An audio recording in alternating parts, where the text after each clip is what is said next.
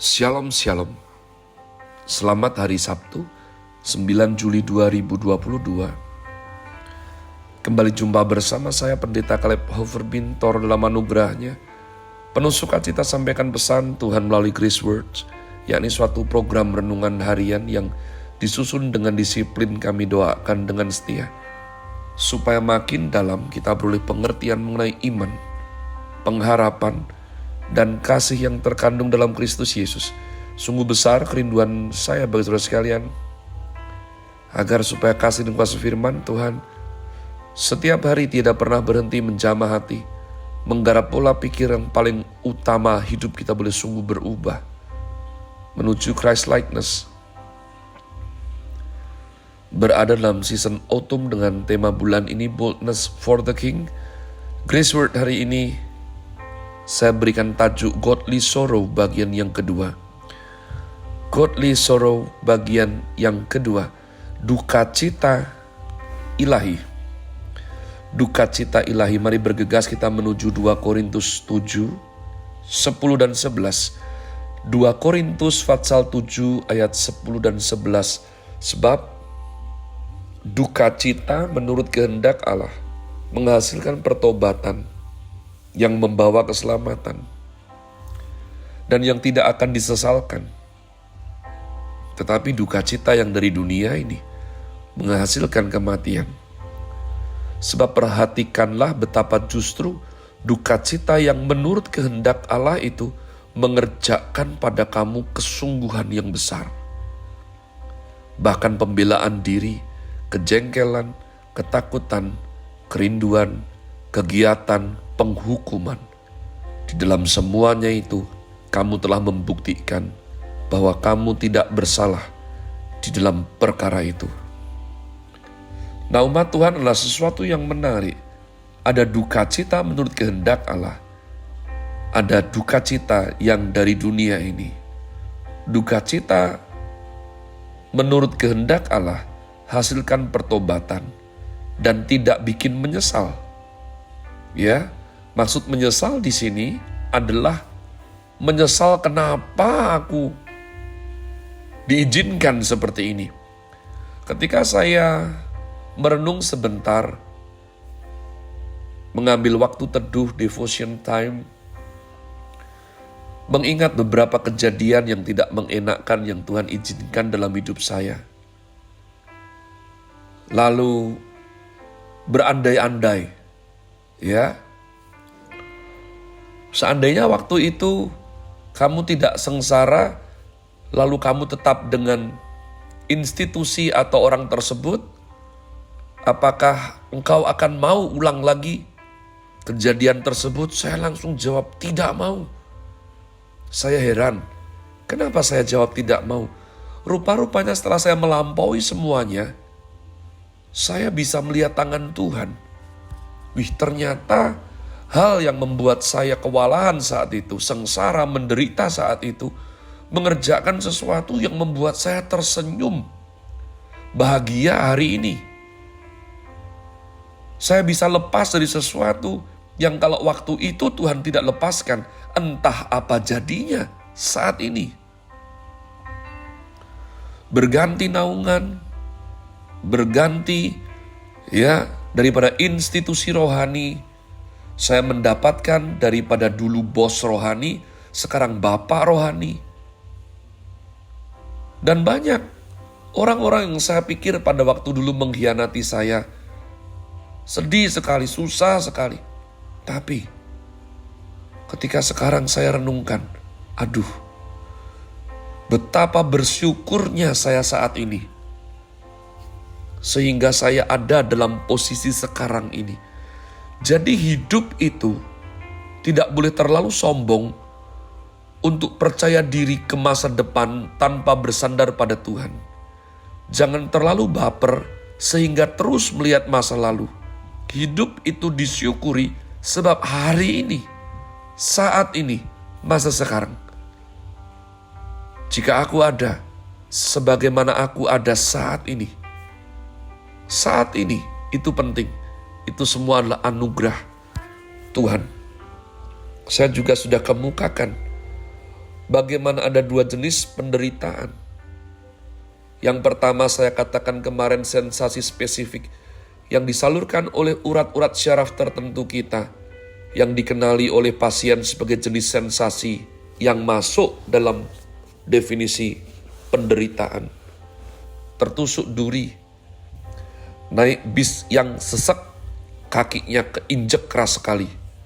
Ya, kehilangan barang, amit-amit tabrakan, kehilangan handphone. Namun yang kedua, pengalaman apapun fisik atau mental yang menimbulkan rasa sakit, yang mengaktifasi sensasi tertentu, yang dikenal sebagai sakit atau penderitaan, namun pada jiwa kita. Penderitaan yang nomor satu jangan didefinisikan, disetarakan dengan nomor dua. Penderitaan nomor satu akan jadi nomor dua jika terus ditingkatkan intensitasnya. Tidak mungkin ada orang menderita jenis yang kedua, kehilangan pasangan, atau orang yang sangat dicintainya. Dia begitu kehilangan, dia menderita, dia tidak siap menghadapi dunia ini tanpa orang mencintainya. Lalu kawannya berkata, tepuk-tepuk, sudah aku juga barusan kehilangan handphone, sama kok kita menderitanya. Itu beda sekali dimensinya. Fakta bahwa dikhianati orang yang pernah dikasihi, ya, lalu dipatahkan harapannya, itu tentu saja tidak bisa disetarakan dengan it's okay, kemarin aku juga pergi ke pasar, dompetku dicopet sama pencopet pencuri. Tidak bisa, umat Tuhan. Inilah penderitaan real dan berbeda jenisnya. Lalu kita tanya kepada Tuhan, kenapa Tuhan? Kenapa? Perhatikan kenapa manusia menderita, bertanya kenapa kepada Tuhan. Dengan semua aspek positif negatif, pertanyaan kenapa kepada Tuhan. Kalau anak Tuhan yang sudah dewasa, dia bertanya kenapa untuk cari kehendak Tuhan. Kalau orang yang dangkal mentah bertanya kenapa dengan penuh amarah, kenapa seolah Tuhan jahat, izinkan hal tersebut terjadi. Kenapa dia menggeram? Terserah mau yang manapun, rupa-rupanya pertanyaan kenapa kepada Tuhan. Itu karena manusia tidak bisa ingkar akan kedaulatan Tuhan. Karena tidak bisa ingkar akan kedaulatan Tuhan, maka berusaha mendapatkan jawaban mengenai rasa sakit atau penderitaan tersebut dengan melontarkan kenapa kepada Tuhan. Walaupun yang satunya dengan rendah hati, dengan hancur hati, berusaha cari kehendak Tuhan. Yang satunya penuh amarah, setengahnya menyalahkan Tuhan. Kenapa Tuhan? Maka penderitaan mendesak untuk diperhatikan. Penderitaan punya sifat yang mendesak, menginterupsi umat Tuhan. Tidak bisa kau abaikan. Kita bisa hindari dengar khotbah. Ya, kita bisa dengar khotbah, tidak menghindar, namun kita apa bahasa Jawanya? Kita sambi, bahasa Indonesia sembari. Ya, dengar khotbah, sembari dengar khotbah, mainan handphone. Dengar khotbah, sembari jawab WhatsApp kawan kita. Tidak demikian dengan penderitaan. Penderitaan merenggut semua perhatianmu. Dia tidak mau diduakan. Maka kita belajar, Tuhan Allah berbisik lembut kepada kita dalam kenikmatan hidup. Tuhan berbisik lembut dalam hidup kita melalui doa-doa yang dijawab. Pengharapan yang terkabulkan.